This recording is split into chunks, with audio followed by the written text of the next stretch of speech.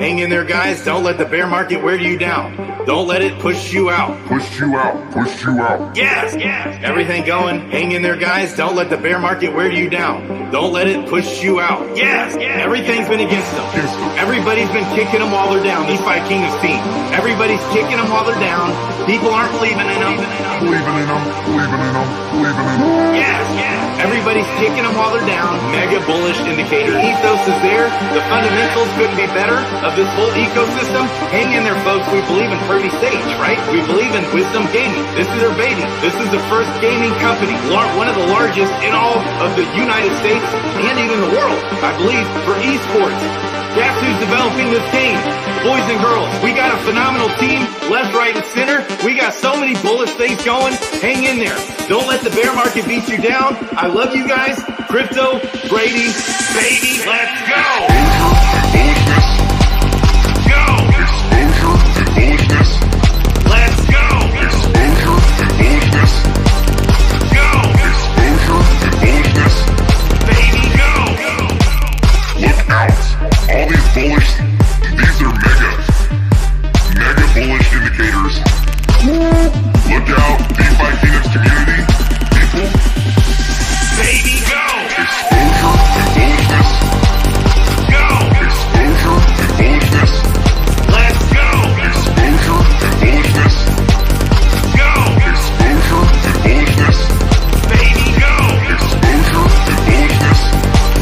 Go. Exposure and bullishness. Let's go. These are mega bullish. Look out, DeFi Kingdoms community, people. Go.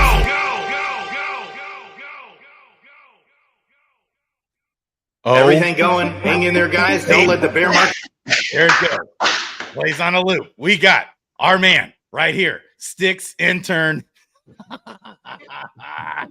Yeah, I called your name first, Sticks. Love you, baby. You got me by surprise. So much going, and of course, our man Kristian Peter in the house. So much going. You know what, guys? I'm like drained. I'm like so exhausted with so much going. Talked to George today for a long time about all kinds of stuff for felt like hours. Talked to George, been so much going. It was a great AMA Friday, great interview. We had George himself on the channel. We had Jet, we had Justin, the director of the Next Crypto Gym TV show. Phenomenal interview there. We had Kristian Peter in the house. We had Sergeant Filthy McNasty. We had Sir Starbuck. I'm sorry, guys, it was hard to manage that. Guys didn't get to talk much, but it was so fun. Ooh, and what a game we just saw. Jets and Bills. All right. What a weekend. Football's going now. So much going. Right here, our guys, our men, pure hunks of man flesh right here before you. Okay, yeah, rub it. Rub that belly. StycksIntern, baby. They're in Permissionless. They're down there in Texas. Tomorrow, I'm flying to Vegas. Vegas, yeah. That's where the Breathe conference is. Gonna go see the Rogue Bunnies too. Ooh, Rogue Bunnies. And all kinds of stuff going on. We got the Next Crypto Gym coming out this week. We got a lot to talk about, guys. How's it going? What's going on out there in Permissionless? Oh my God, Brady, it's so amazing in Austin right now, baby. It's like StycksIntern and I are having a great time. There are so many crypto influencers that we're hanging out with. It's all the guys from Bankless, all the guys from Blockworks, all the guys from Bell Curve, all the guys that mean anything, including all the representatives guys that are in Congress right now, Tom Emmons and Hester Peirce, and the big names that make the big deals in all of crypto are here right now in Austin talking about crypto, how we take it from where it is today to where it needs to be. So StycksIntern and I are having a great time.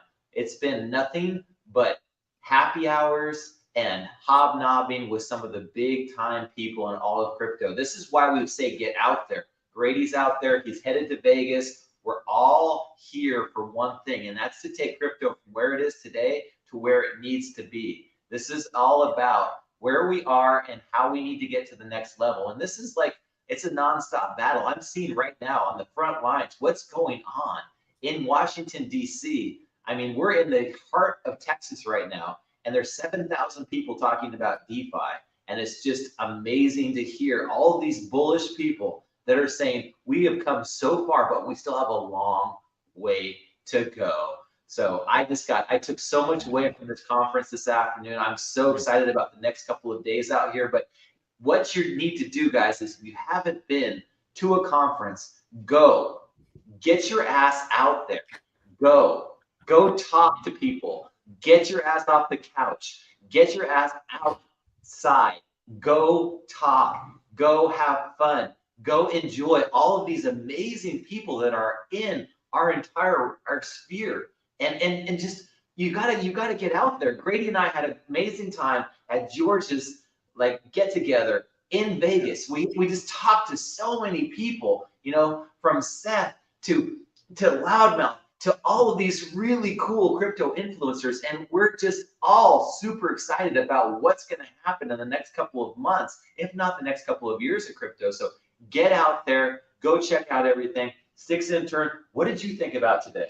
I thought today was really amazing. Like you said, with the regulatory battle, we are on the front lines and we're fighting it now. And, it all comes down to Republican, Democrat, doesn't matter. Elect pro-crypto, because there were Republicans who are anti-crypto. There are Democrats who are anti-crypto. And I heard a Republican on a stage tell me to vote for a Democrat if they're pro-crypto. And that's how much this should matter to you. It's not about politicians. It's not about politics.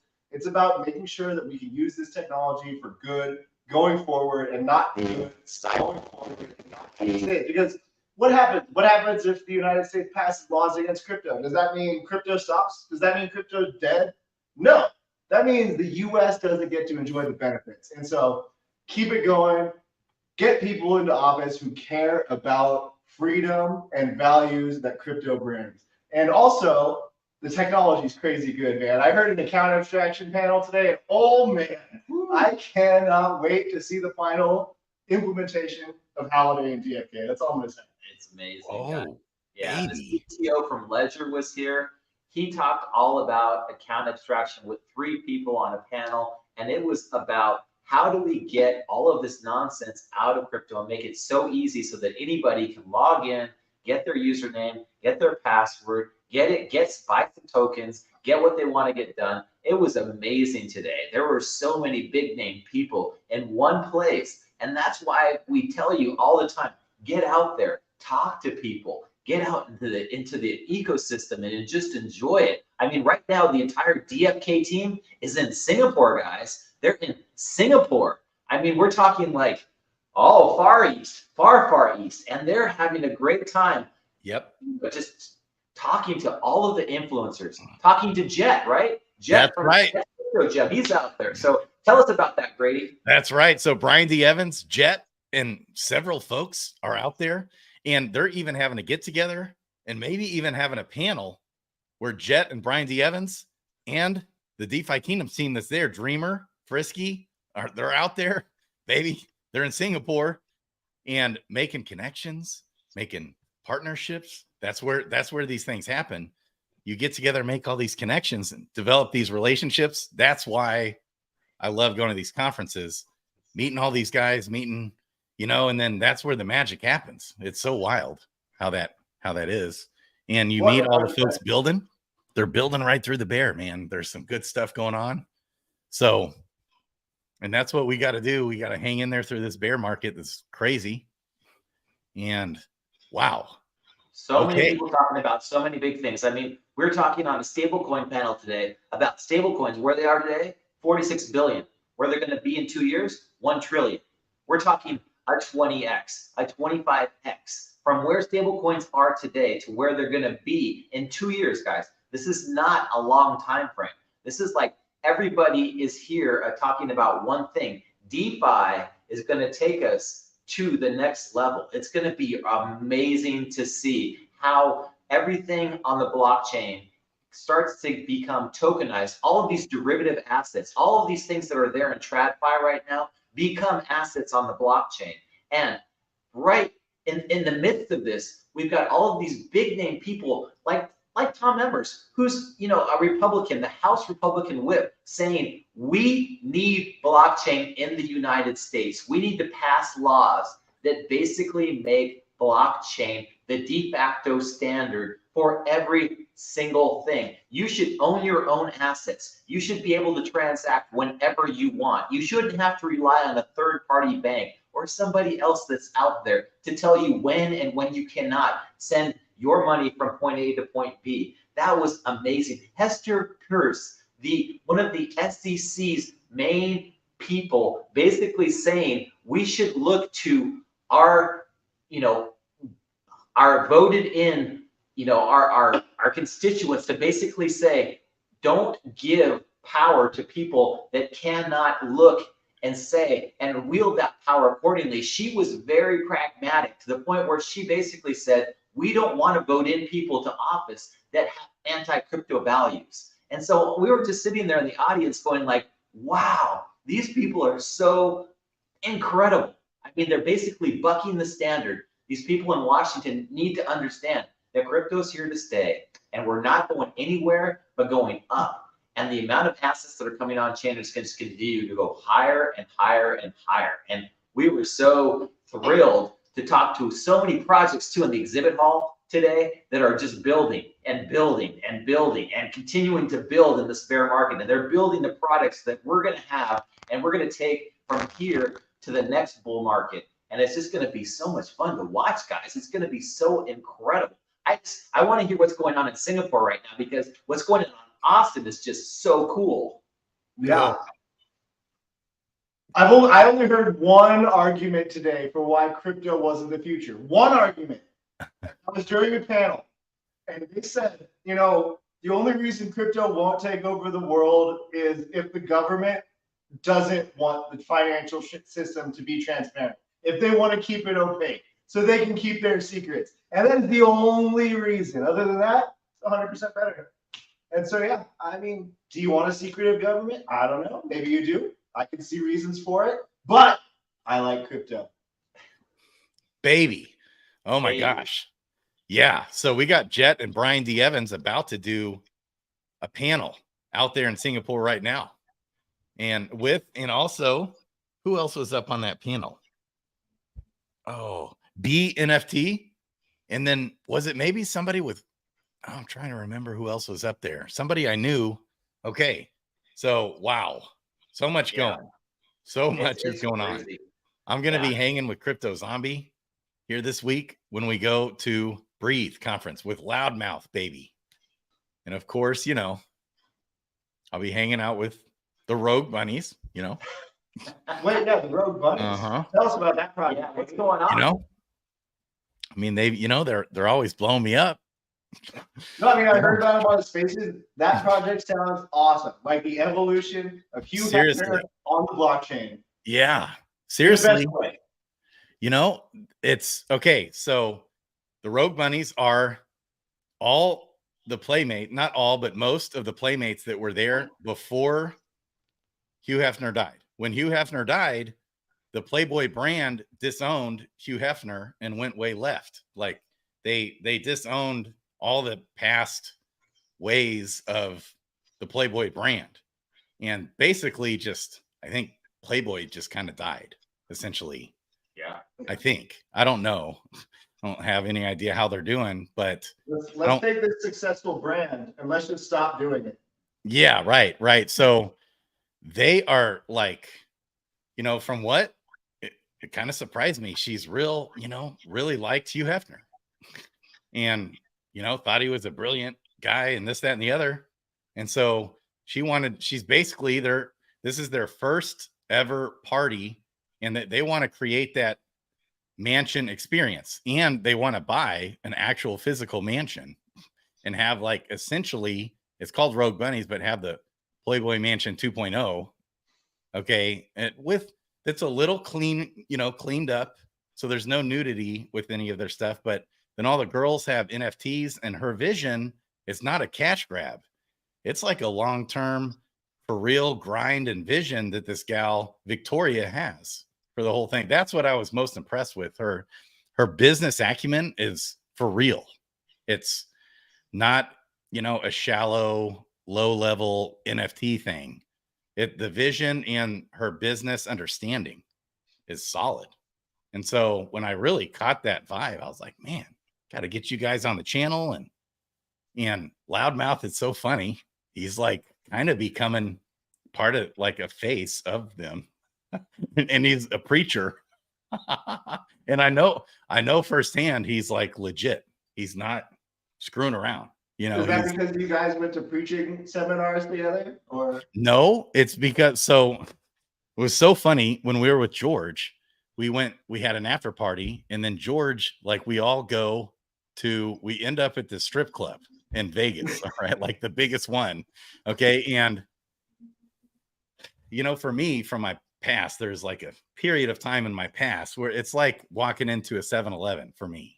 Okay. So it's like, I just was there to be with George, and there were several others that were there as well, including Loudmouth. Didn't even know he'd end up there. But when I noticed how he just responded to that situation in such a cool way, like non-judgmental. I'm on Pharisees Anonymous from being a hardcore preacher for years. And so most of the time, you see in that world, like a harsh judgment would come, but he just came along and was cool, and we hung out, and he's also like pure of heart with it too. So it's like an interesting, so that's where Loudmouth really stood out to me, and I really got to know him. I was like impressed. Interesting. Not your typical guy for sure. And he's the real deal. His heart of gold. And one of his core values, like mantras, which goes right along with the golden rule, is you give other people what they want, then you'll never have to worry about what you want. And that's like one of his mantras. So he's just puts himself out there as a servant, and I've seen it, firsthand. He's just out there making connections and helping and partnerships and building bridges, and it's fun. So he's the main reason why I'm going. As much as I would say the Rogue Bunnies keep blowing me up, and gave me free ticket to go. It was Loudmouth that made all that happen. So why would they keep blowing up Grady? The publicity, right? That's right. Permissionless are married. That's awesome. Good night, Dags. Yeah. Loudmouth is a good guy. I mean, I have to say, when George announced that he was going to have his after party at a strip club, a couple of us were like, we don't really want to go to a strip club, but you know what? The rest of the gang was like, all right, where's the bus? We're going to the strip club. And I was like, okay, cool. Okay. So everybody hopped on the VIP strip club bus, and I think Dreamer went back to his room.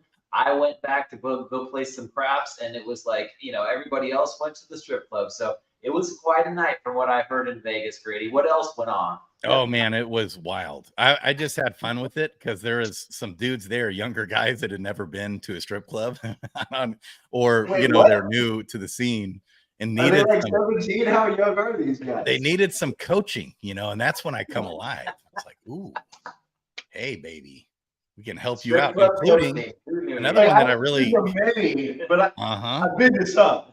Yeah, and another one that I really connected with there at the strip club was Steven with Cosmos with a K, who, by the way, was on the Next Crypto Gym episode 1. He had I think they rebranded the same thing that he's talking about on that TV show, but he called it something else. It wasn't called Cosmos, but it's the same thing that Cosmos is. So they just changed the name, I guess, and rebranded that project. And now it's a Wait Hourglass incubated project, a gigawatt project. And so real quick, I got to answer Raph. See, what's been going on, Raph, is that ever since Hugh Hefner died, the Playboy bunnies just are always blowing me up, saying they're lonely, want me to move in at the Playboy Mansion. I still don't even fully understand even what it was. I went, you guys know the story. I was so busy. Ain't nobody got time for that. And then they keep, persistent on me, really wanting me to come. So I was like, hey, I don't know what this Playboy thing's all about. So I could use a little R&R. Let's go check it out. So, we went And, you know, I still don't fully understand what it's all about. So maybe I'll figure that. Grady, you got to Mhm. get your smoking jacket on. You got to go to the mansion. You got to give the bunnies what they want. You know what they want, Grady. I think you can give it to them. I'm pretty sure you can give it to them. Yeah.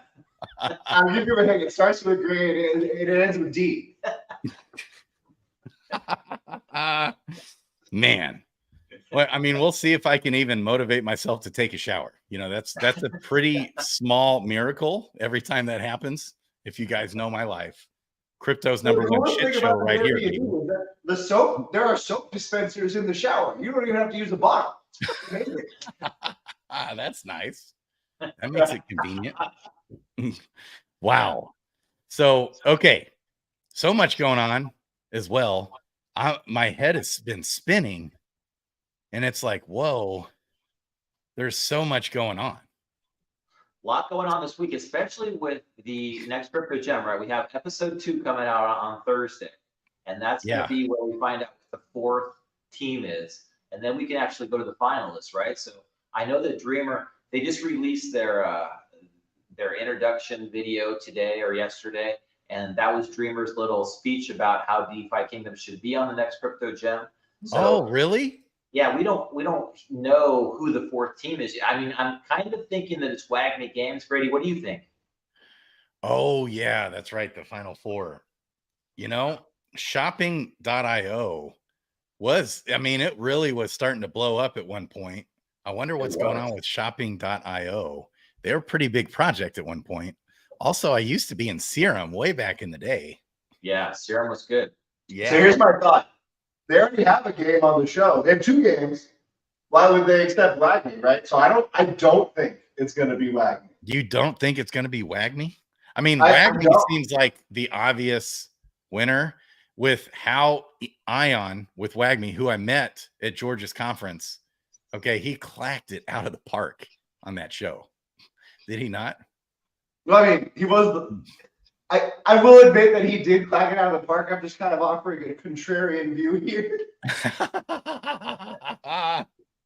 Yeah, I love it, man.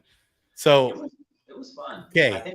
I think the next crypto gem has a lot of really good wheels to get, like, you know, the traction in to the non-crypto crowd. And I'm starting to see right now, especially at this conference, that we need to get people that aren't crypto natives into crypto, because it's just like everybody who knows, but the people that don't know are just so off put by the fact that FTX blew up. I mean, that was the big thing too at the conference, was even Hester Peirce was like, you know, we're still talking about these things that happened in the past like they were, you know, big deals to crypto, when they weren't big deals to crypto. They're the things that always happen in finance, right? That the scams that happen. And FTX was not crypto. And when people think about it, they need to think about it as it was a scam. It was a fraud on major proportions, and it wasn't crypto based. It wasn't DeFi. It wasn't smart contracts. It was just one or two bad actors that basically said, we can take these people's money without them knowing about it and transport it into something else. And I think that once people understand that fact, that Celsius and BlockFi and FTX were not crypto, they were just masked as these like entities that controlled all of this crypto, that more people will understand, like, okay, well, these were just TradFi companies. They're like Charles Schwab and Fidelity and, you know, all these companies that basically said, we're going to take your money and put it into other alternative assets and not tell you about it. And so I think that once people can figure out, like, okay, this wasn't a token, this wasn't a crypto project, these were bad people. These are people that should be in prison, and they're going to go to prison, hopefully. But yeah, I think once that gets to the fact that, okay, this is not a crypto thing, and it's starting to, you know, people are starting to filter that noise out, and they're figuring it out. But we need to be able to explain to them rationally that, okay, these projects that people are building are incredible. These Uniswaps and these MakerDAO is in their end game right now. And I heard that several times today. MakerDAO is going to become the central bank of basically all of crypto. And that's their end game, is to be that huge lending firm that everybody comes to when they want money to do something. They're going to get DAI. and it's not USD and it's not USDC and it's not some Yeah. DAI. It's a decentralized stablecoin. That's going to be huge. I just can't wait for that to happen. Wow. So are you bullish on the Maker token? I'm hugely bullish. I think You that are. Maker can go incredible. Maker right now is making over 100. Maker right now is now the reason why is that the federal bank raised the interest rates. So they're taking all their DAI and they're moving it into T-bills, baby. They're getting 5%. So this DAI is turning into 5% for people. And it's just like they're printing money right now. It's Wait, how do you get incredible for 5% on DAI right now? Where do you go? 8% on DAI. Where? If you stake your DAI, you get SDAI. And right now, SDAI is earning you 8%. No kidding. So the DAI savings rate is the way that DAI works. And DAI is the biggest DeFi project at tokenizing real world assets. First off, a bunch of their collateral backing is USDC, which is the most overlooked real world asset that's been tokenized, because that's just straight dollars. And DAI has also been working with all sorts of firms on getting real property kind of income from rents and leases that feed into the Maker protocol. And that's just a tiny aspect of it. I'm really like, I've barely gone down the rabbit hole on that, but there's a lot there. And it is like the central bank of crypto. Yeah. Wow. Huh. Going back to FTX and stuff really quick, the worst of them all, first off, those were all C5 blows. That was straight up traditional markets acting the way they always do and blowing up the way they always have. And that is exactly what crypto is designed to prevent. But the worst of them all was Celsius, who came out and advertised, hey, we are DeFi. Hey, break up with your bank and use Celsius instead. But they didn't tell their customers it was actually just a bank, right? And so that is the one thing about crypto, is that even though it is pure and righteous, there are those who will come and say that they are crypto, even though they're not. And that was Celsius. Yeah. Interesting. So tokenomics are good with Maker. I forgot. I used to have it. No, Maker right now is taking the profit that they make from buying T-bills and they're burning the Maker token. So it's one of those things, guys, that you're going to sleep on. You're going to think, why didn't I buy MakerDAO when it was at $1,000 or $1,100, wherever it is right now? Because the market cap is tiny. And once DAI becomes the major stable coin of the entire crypto system, which it definitely can be. And a lot of people talked about how Tether is being brought along as this kind of it's a false narrative, really. I mean, they're really waiting to like take Tether out, and USDC was hoping to do that, but I think that DAI is going to be the one shining star that comes out of this entire thing unscathed because it's decentralized. Tether, USDC, they're completely centralized, but DAI, nobody can stop it. But isn't DAI mostly backed by like Tether and USDC, or is there? So when people mint DAI, they can do it by using USDC right now, but that's really because it's one-to-one. At some point, it's going to become completely when I say decentralized, I just mean the fact that nobody can push a button and turn off your DAI. They can't freeze your DAI. Like a USDC, if the US government said we need to freeze this account, they could take all your USDC like that.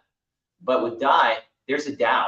And the DAO basically doesn't do anything. It's not tied to any sort of government. It's not tied to any one country. It's basically there to make sure that the protocol continues to run. And so when DAI is minted, that's great. That just means that DAI is now in circulation. And so what people are doing right now is they're staking in their DAI to earn that 8% interest, and they're taking that SDAI and they're putting it into Aave, or they're putting it into another lending protocol, and they're borrowing more against it. And they're basically creating wealth by this USDC derivative that's basically this decentralized stablecoin. And I'm just like, the more I listen to it, the more that I find out about it, the more excited I become about it, because I think everybody should be like this, right? It's like we put our dollars in a bank or in an institution, we're getting 0 or 0.1%. But with DAI, you put it in there, you're getting 8%, plus you get that SDAI out, and you can lend it. You can lend it to Aave, and you can borrow more against it. You want to borrow ETH, you want to borrow something else, you want to go do something with it, you can. So these protocols are really becoming extremely popular in the DeFi community. And most people that were here at the conference today were like super, super stoked. They were really like excited about what Maker's doing and how they're doing it and what the future looks like for some of these, what they're calling this DeFi 1.0. You know, these companies that came along in the 2020s and 2021s that are now, you know, the old guys on the block. They're like they're like the old protocols, the tried and Ancient. and yeah, chosen ones. They're like 3 years old, and you're like, wow, these companies are continuing to just innovate and build. And Maker to me is like, I didn't realize how big it is and how big it's going to become, but I can see Maker becoming the dominant player now in all stable coins and going to that $1 trillion, you know, market cap, which is like, you know, that's like twice the size of Bitcoin right now. So it's big.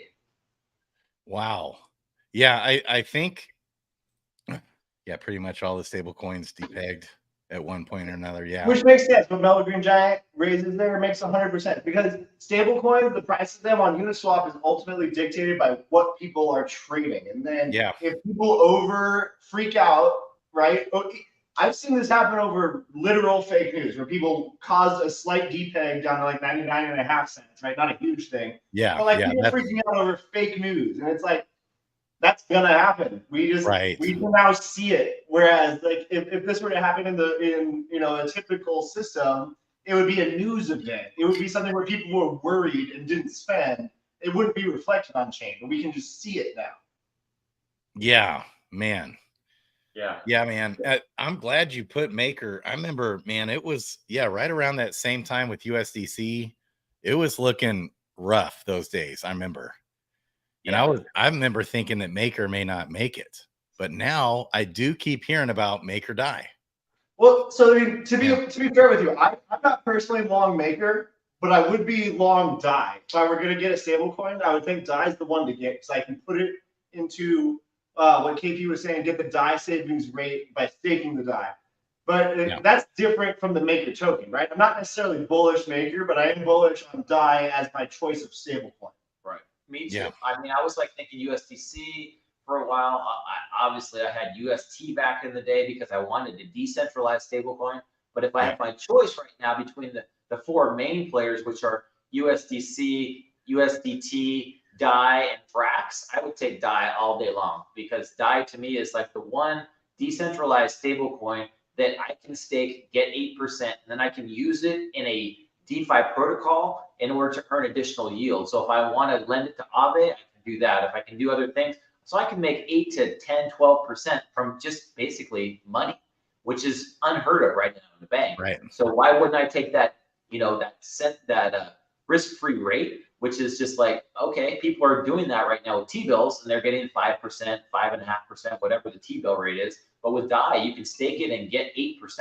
So you're getting a higher rate. So real world assets were a big portion of what today's conference was about, was how can you make money off of real world assets? And so all real world assets are going to come on chain at some point. You know, we're talking about Maker, we're talking about Frax, we're talking about lots of huge companies that are taking all of their assets, all their derivatives, and moving them on chain so that everybody can be privy to what's going on and can see how much money is actually there and be able to buy and sell it. Have that marketplace where you can basically trade things real easily without having to guess like, oh, who owns this or what's going on. You can see every single detail about what happened during the entire lifespan of this asset. So that's the big deal today, is like real world assets are all coming on chain, guys, and it's going to happen quickly, where most of these JP Morgan Chases and BlackRocks and all these huge companies are figuring out like, okay, how can we take advantage of this? And they're all thinking ahead of time. They're thinking like, how can we make money off of this? But they're going to take all of those assets that they have, all of these things under management for all of these clients, trillions and trillions of dollars, and move them on chain so that they're super easy for them to trade. They'll be able to trade them quick back and forth. And they're going to only take that 1 or 2% because that's all they're there is to manage those assets. But they're going to take 1 or 2% of those trillions of dollars as they trade. And now it's no brainer for them because it's super simple, super fast, and almost, you know, free. But they'll just get that money every time those assets trade. It's like an NFT trading market, right? It's like basically they're getting that portion of the trade every single time it happens. And I was just like thinking about this at the conference going like, wow, these companies that manage these billions and trillions of dollars are going to be making these fees, and they want everything on chain. They want to be able to trade it. So it's happening quicker and faster than we think. Man, look, boys and girls, what conferences do to people. Look how excited these guys are. They're all talking about going bankless in the chat, you know, and all this and that. It's so much fun. I mean, we met with Mike and with Jason outside one of the bars at Happy Hour. Yeah. Two guys that are on Bell Curve, and the Blockworks guys, and it's just like you meet these people and they're just down to earth, really cool people that you just want to hang out with, have a beer with, chat with, because everybody's in it for the same reason. It's like, how do we get all of this crappy, you know, traditional finance, these things that only one company, Wall Street, makes money, and get it into the crypto markets? And one of the things that Hester Peirce said, and you know, Tom Evans, was basically Wall Street wants to own this. They want to own crypto, and the only way that they get into this is if we let them. So, you know, do you want to let them own everything like they do currently, or do you want to like have some say in what goes on? And I was like thinking, yeah, I want to be able to own my own assets. I want to be able to own DAI and Maker. Right now, Wall Street doesn't own MakerDAO, you know, but they're going to try to start something like USDC is owned by BlackRock and Fidelity. Do you want to own USDC or do you want to own DAI? You know, it's your choice. Hey, here's what I say: is when you're talking to normies, USDC is such a beautiful thing to show them, because it's like, look, it's like $1 in your bank account, and I can prove it's like $1 in your bank account. Because when the banking crisis happened, guess what happened? USDC was a little impacted, but it recovered. It was impacted the way you would expect dollars in a bank account to be impacted. And so when someone's transitioning from fully bank account, right, that is tempting. And then once they get there, once they're on chain, you can explain to them how, hey, you really like that USDC? Guess what? You could have one that's not even tied to a bank account. You could just have DAI. It's backed by Ether. It's backed by this decentralized currency setup with crypto economics and trustless machinery. Trustless. And so it's like I view USDC as like the stepping stone for getting someone who's comfortable with their money being in a bank generating yield. Yeah. Like I can get that person comfortable with USDC.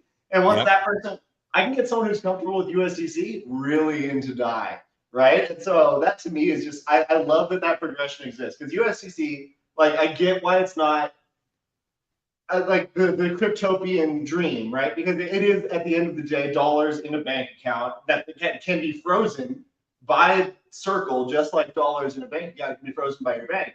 But at the same time, that's the stepping stone a lot of people need to get on chain. Yeah, I love it. So Brady, I mean, there's just so much going on at this conference. I'm so excited about like the next couple of days. But yeah, it's just like blows your mind every single time that you're talking about it. But I want to go back to like Friday and your conversation with George, and your conversation with Jet and Justin, and your conversation with Frisky Fox and Dreamer. And you know, what did you take away from that Friday stream that you know, what was your big one takeaway moment that you're like, wow, this is crazy? Was it George? Was it Dreamer's reaction? Was it Fox talking to us from Singapore? What was the big thing that you had on Friday that you were just like, wow, this was a great stream, and this was the reason why? You know, what stands out to me, what keeps standing out to me the most is how much George is just a good dude.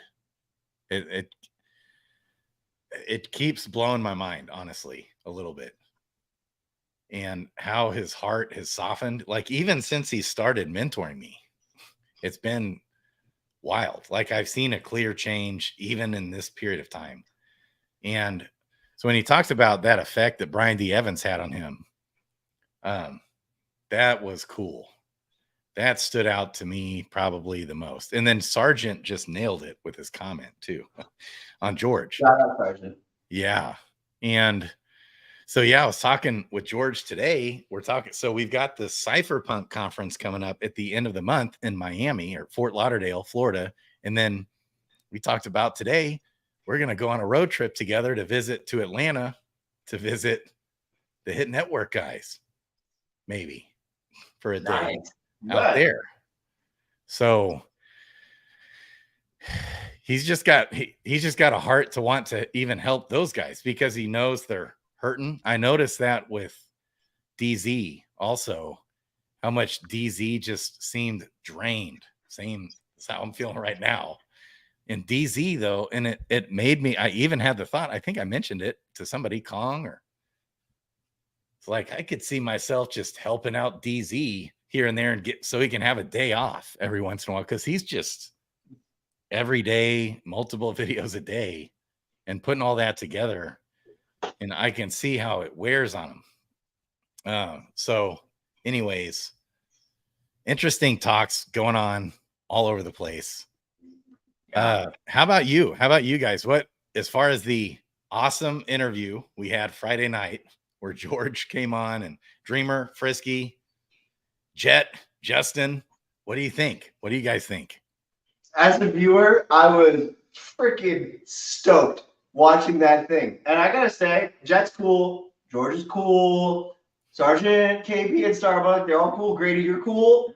Justin was the fucking star of that show. Sorry, but Justin, his behind the scenes views on everything. I loved hearing that. And hearing how he is like a semi-crypto, maybe non-crypto person at the beginning was making these director calls and just the reasons behind him doing it. That was my favorite part of that show, was listening to Justin's face. Man. Yeah, I have to say that, you know, Justin, I love getting those behind the scenes. You know, I want to get the in the moment, you know, reactions to people. And when you're getting the, like, this is what I thought, and this is how I thought it was going to come out. And this is, you know, it's like you're looking forward to a show and you see it and you don't really know what the director's thinking or what the, you know, what the editor's thinking or the, you know, the people that are producing the show. And when you get to hear it from them directly, like, oh yeah, this is what I was hoping for. And we got this shot and we used this one, but we had to cut this out. And I was like, I love those director's cuts of things. When you see a show or you see a movie and then you see it from the director's cut, and you're like, oh, I wish they would have left that in. That one was really good. You know, it's like, you know, I want to know what they were thinking along the entire way. But yeah, listening to Justin was great. I think you're right, Grady. George's take on things and the way he softened up, and Sarge's question was just like so perfect. Just nailed it, Sarge. I love that question. So good. Nailed it, man.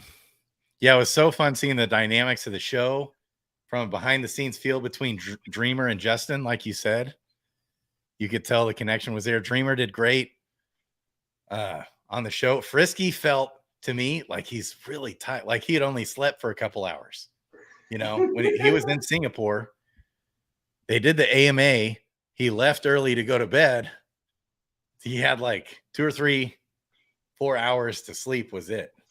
And so it was daytime in Singapore. Yeah. I mean, he was up. So, you know, he was outside on the patio, wherever he was. And I was like, Frisky, I think you need to get some rest, my man. Just like you're in Singapore. And on top of that, I'm sure he's dealing with jet lag. Yeah. That was a good point you made, KP. Yeah. Yeah. So, gosh dang, bullish on all that. You got me a little more bullish on the Maker token. So a lot of the people, just so that you guys know, a lot of the people and a lot of the boosts that StycksIntern and I talked to today also have boosts at token, or they also have a group of people that are at token in Singapore as well, and they're having parties there, and they're doing all kinds of events in Singapore right now. So we're talking like, I think it's Fox and Dreamer and Sunbear are in Singapore right now talking to all of these companies that are just like, you know, they're really innovating in the space. And there's a lot of like bigger companies like OKX. I didn't realize how big of a brokerage they are. And like they're like, you've got Coinbase and you've got Binance, and then you've got OKX, which is really starting to take hold all over the world. And I noticed that they were a sponsor here, but when I saw the advertisement for Singapore for token, they were also the main advertiser, so the main sponsor in Singapore. So I'm like, wow, this company is really starting to get their foothold as well. So I'm thinking that OKX may be a big player in the world market. If something happens to Binance, or, you know, if Coinbase isn't, you know, going to take off, this OKX stuff is like, they were on a ton of panels today, and they were talking, you know, how they're not really, they're looking more towards their wallet. They don't really want to have a chain like Coinbase does or Binance. They want to have the wallet. So they're really looking to like, how can we get people to use this multi-chain wallet that has over 100 chains on it. So you can download this OKX wallet and you can use it to access 100 different chains. And I was like, okay, cool. I mean, wallets are a big thing. Smart wallets are a big thing. Everything here is all about wallets to me. It's like, how do you get more people in by making wallets easy to get into? And they're not even really wallets. They're going to really be just like these smart contracts that allow people to get their money in and out whenever they want to, and have the controls without having seed phrases and, you know, private keys and all kinds of stuff that we never want to deal with. But yeah, I was excited that a lot of the big names that are here in Austin are also in Singapore right now. So it's really cool to see. That's that's awesome. Baby. I love it. So one thing too, I mean, that's DeFi Kingdom's focus with Halliday coming out to make it easier for new people to come into the game, make it simple and seamless, where it's more like a Web 2 experience instead of a Web 3, you know, and they're working on all these tools and partnerships to make that happen. That's so exciting.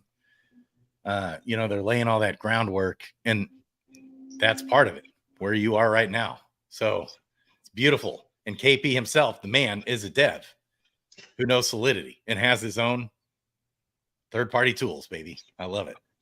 Speaking of KP being a dev, that guy got me this shirt from the hackathon. Shout out KP. I don't deserve it. I can't code a line to save my life, but he got me a shirt, and I do love shirts. Baby. KP, did you actually participate in the hackathon? I participated in the hackathon. Yeah, we were creating a smart wallet, so it was fun. 24 hours of hacking, though, is not for me anymore. It's like I can only do about 15 hours, and then I got to give up and leave it to the kids who have their Hot Pockets and their Mountain Dew, I think. Yep. And so it's like, it was fun though. You lock a bunch of devs. There's like 160 people in a room for 24 hours. They're gonna come up with some really cool stuff, and it was fun. It's fun to see people innovate. It was fun. It's fun to see people innovate really cool products. So yeah, I was stoked to see like the participation. The people that are here are really smart. They're good. You know, they're really building. They're building really cool tools that I'm like excited about. And so many people too, Grady, were talking about ETH Denver. And they're like, yeah, ETH Denver was where we came out. Now we're here at Permissionless. We're going to be at ETH Denver 2024. And it's like, and Permissionless 2024 is going to be in Salt Lake City. So StycksIntern and I are like, all right, you know what? Permissionless 2024 will be in Salt Lake City. Okay, cool. It's like these conferences are getting better and better and bigger and more fun every single year. And speaking of the conference, I just want to give a shout out to my man whose comment is down on the screen here, Zellies. I was listening to some of our favorite podcasters, Van Spencer, Micah Polito, the guys from Belker.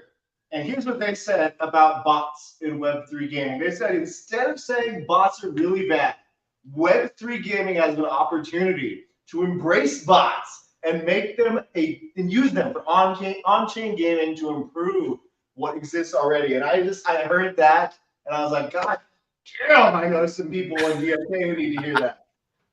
Yeah. That is beautiful. Yeah, well, they did have a gaming panel. The gaming panel was really cool today. It was the guys from Framework Ventures, and it was Jason Yano from Blockworks, and they talked all about what's going on with Web3 games. And bots were they're like, you have a reason to have bots in Web3 games. They're always going to be there, and you can use them to your advantage, or you can think of them as bad. And really what you need to do is take that narrative and flip it around and say, okay, everybody's going to use them. So how do we make this an advantage to the game? And it was just like, wow, they're reframing the narrative and making it positive. And it's just like, okay, yeah, this should be what DFK Helper does. This should be what everything does, right? Is how do we utilize the tools that we have available to us? Because everybody's going to use AI. Everybody's going to use bots. Everybody's going to use whatever advantage that they have. So why not embrace that and say, here's the tools that you guys all can use to make your lives better, faster, easier, everything. And just make the incentives. If you align the incentives for the gamer along with the bots, it's all good. It's just, you can't have that divergence of where, oh, bot's bad, gamer's good, or, you know, gamer's bad, bot, whatever it is. You got to have that incentives all aligned. Okay, you guys are going to use these tools and you're all going to win. Okay, great. We'll use the tools and we'll all win. So yeah, that was a big narrative too, was making sure that everybody's on the same path. The incentives are all aligned there. I think another way to put it is that, you know, if you try to make any kind of botted activity a second-class citizen, you're going to end up hurting players. That's what it is at the end of the day. Yeah. Hurting the average Joes that can't create a bot. Right. Yeah. You know, it was odd. Right.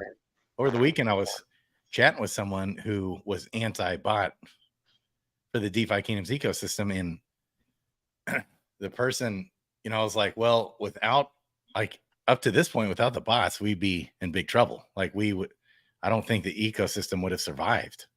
Right. You know, it would have died. And their response was, and I've heard this before, was, that's fine. Then just let it die.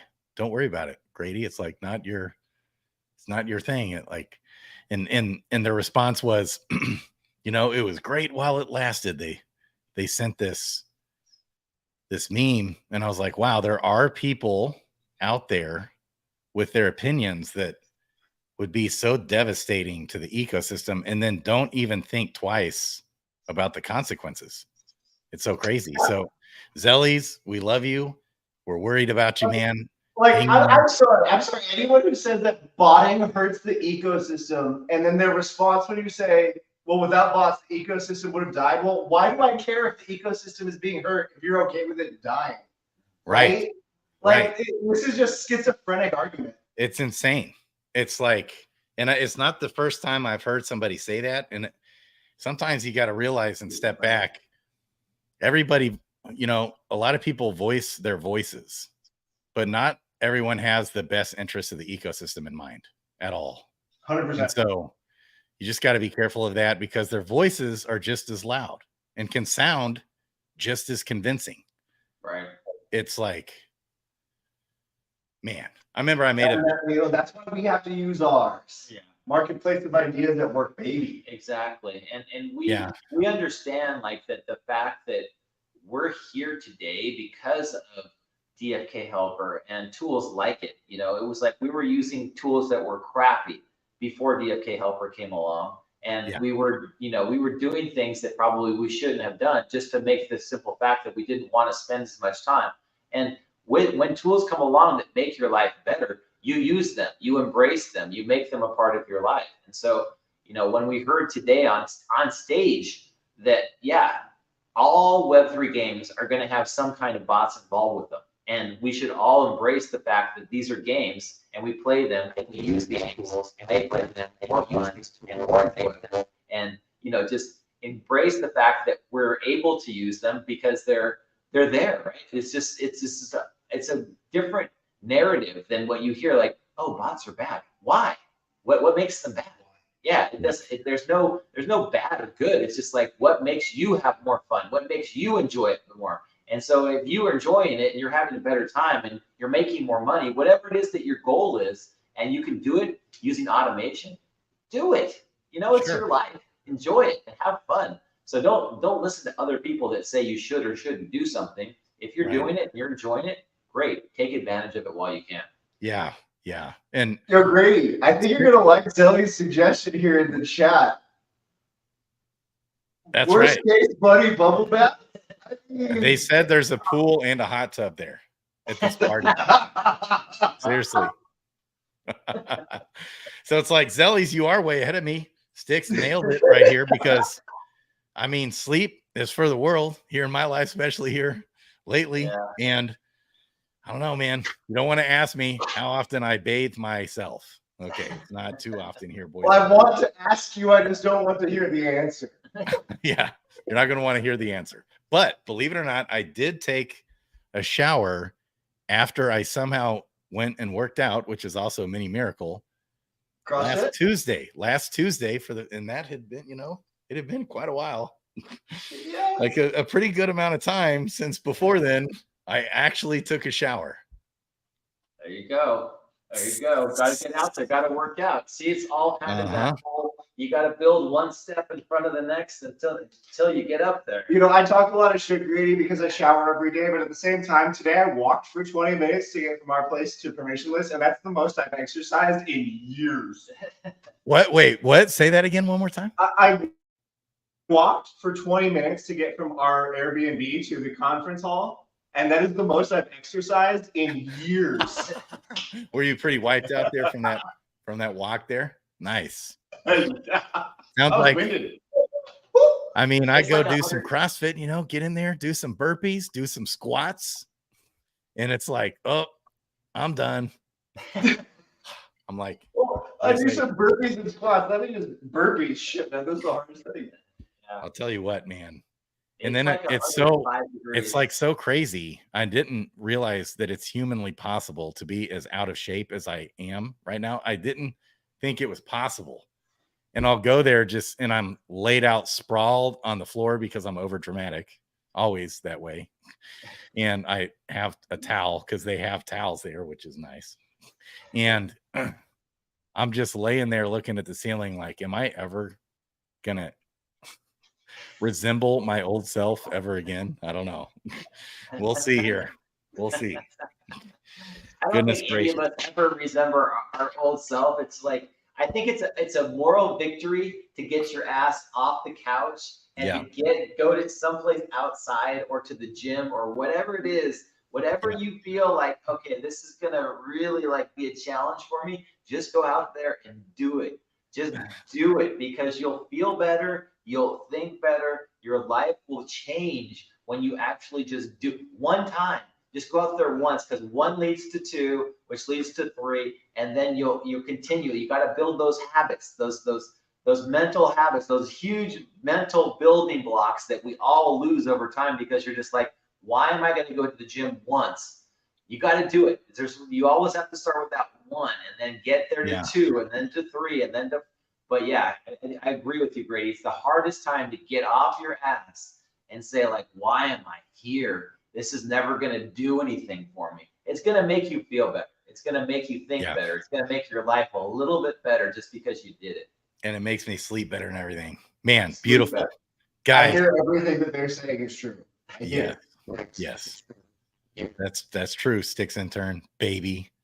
Yeah. Okay, guys. Any final words? Let's wrap it up. Yeah, let's get everybody here, everybody on the stream, Zealous, iOS Code, everybody. Sarge, you got to get to a conference. You got to go out there. You got to hang out with the team. You got to have fun. You got to enjoy the time that you're here. It's like, I wasn't going to come to this conference. I saw StycksIntern was going to be here, and I was like, all right, cool. I'm going to go. I'm going to go to Austin. I'm going to hang out with a bunch of DeFi people. We're going to have fun for a couple of days. We're going to learn some things, and we're going to enjoy the time. And I just think, it's just like we're in this all together and we're having a good time and we're doing it. We might as well be in the know, right? Just have those things, have those little tidbits that other people just don't understand because you heard it straight from the mouth of a congressman or an SEC commissioner or somebody else that you would have never heard these things from. So I just feel like it's important. It's like imperative for you to go to one or two places every year. Get out of your comfort zone.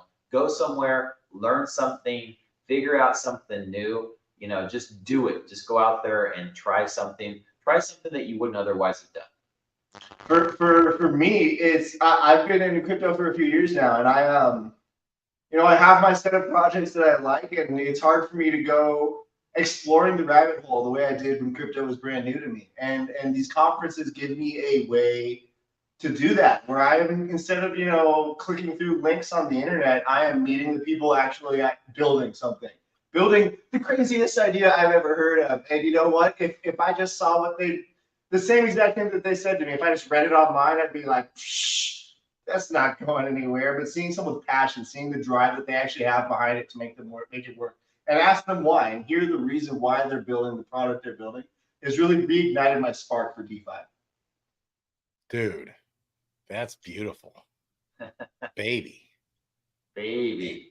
Let's end it there. All right. That is awesome. I love it. All right. Okay. Hopefully I can get that energy. I'm tired. I got so much to do before I leave tomorrow. And it's like, oh my gosh. Bullish, baby. Let's get some life back in me. Go to this conference. You go to these conferences, you turn into these guys. Look at them getting all zealous about decentralization and crypto, baby. Let's go. We got to get out there. Okay, man. It is so fun. It's like memories. When you make the connections, you meet good people, you get good people in your life all around you. Man, it does go a long ways. Even if you're just your average Joe sitting out there. Okay, you can come to these conferences. You got a community that will embrace you, accept you, and love you, baby. All right, guys. Zellies, love you. Hang in there. All right. Crypto Grady, KP, Kristian Peter, and StycksIntern out, baby.